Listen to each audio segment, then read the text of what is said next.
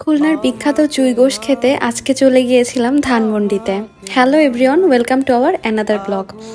আজকে খুব চুই ঝাল খাওয়ার ক্রেভিং হচ্ছিল, তো পরে আমার হাজব্যান্ডকে বললাম যে চলো আজকে আমরা রাতের ডিনারটা বাইরে করে আসি। তো যেই কথা সেই কাজ, দুজনে মিলে প্ল্যান করে হুটহাট বের হয়ে গিয়েছে সিরাজের চুই গোশে যাব যার জন্য। তো এই তো চলে আসলাম। যাদের পক্ষে খুলনাতে গিয়ে চুই গোশ খাওয়া সম্ভব না, তারা কিন্তু চাইলে সিরাজের চুই গোশে এসে আপনার এই চুই গোশ খাওয়ার ইচ্ছাটা পূরণ করতে পারেন। এটার লোকেশনটা হচ্ছে ধানমন্ডির জিগাতলাতে, সুলতান ডাইনের একদম পাশেই। আপনাদের সুবিধার্থে আরেকটু বলে দিচ্ছি, এটা হচ্ছে ধানমন্ডি 2-এ পড়েছে, আর এটা হাউস নাম্বার হচ্ছে 42, সেকেন্ড ফ্লোরেই আপনারা চুই গোশ পেয়ে যাবেন। তো কামরুলে হচ্ছে বেশ অনেকবার আমার খাওয়া হয়েছে, যেহেতু আমার শ্বশুরবাড়ি খুলনাতে। আর কামরুল সম্পর্কে আলাদাভাবে কি বলবো, একদম সেরা চুই গোশতের জন্য।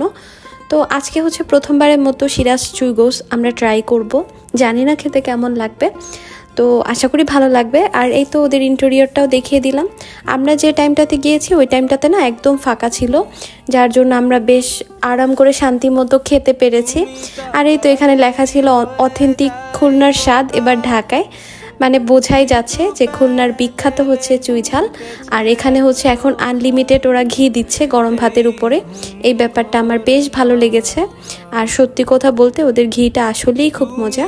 তাই তো আমরা পছন্দ মতো একটা টেবিলে বসে পড়লাম। কিছু কথা জোগান হয়ে আমি যেখানেই খেতে যাই না কেন চেষ্টা করি আপনাদের সাথে মেনু কার্ডটা একটু শেয়ার করতে। আর এই যে দেখেন, মোটামুটি সব কিছু রিজনেবলই লেগেছে আমার কাছে, মানে বাজেটের মধ্যেই বলা যায়। তো এখানে হচ্ছে চুই গোশ হচ্ছে 190 টাকা গরুটা, আর খাসিটা হচ্ছে 200 টাকা। আর আলু গোশ ছিল, ওইটা আমরা যদিও ট্রাই করিনি, ওইটা ছিল 190 টাকা। এছাড়া একটা ছাক্কা ডাল ছিল, ওইটা আসলেই মজা।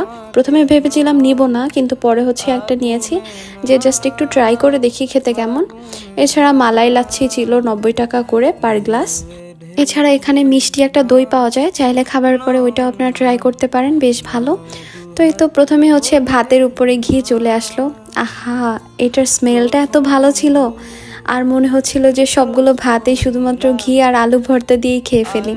তো প্রথমে হচ্ছে আমরা 2টা ভর্তা নিয়েছি, একটা হচ্ছে আলু ভর্তা আর একটা হচ্ছে কাঁচা কলা ভর্তা। যদিও আমার ডিম ভর্তা খেতে খুব ইচ্ছে করছিল, তো আমি জিজ্ঞেসও করেছিলাম যে আপনাদের এখানে ডিম ভর্তা হয় কিনা। তো ওরা আমাদেরকে বললো যে না, আমাদের এখানে আসলে ডিম ভর্তা পাওয়া যায় না।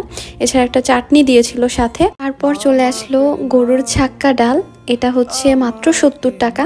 ভাবাই যায় না 70 টাকাতে গরুর মাংসে হাড়গোড় দিয়ে এরকম একটা ডাল রান্না করে আমাদেরকে দিয়েছে।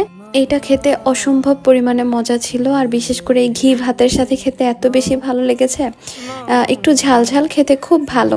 প্রথমেই বলেছি ঘিটা ওদের এখন আনলিমিটেড, যে কোনো আউটলেটে গেলে আপনারা কিন্তু আপনাদের পছন্দ মতো যতবার খুশি ততবার ঘি নিয়ে খেতে পারবেন, আসলেই ব্যাপারটা তাই।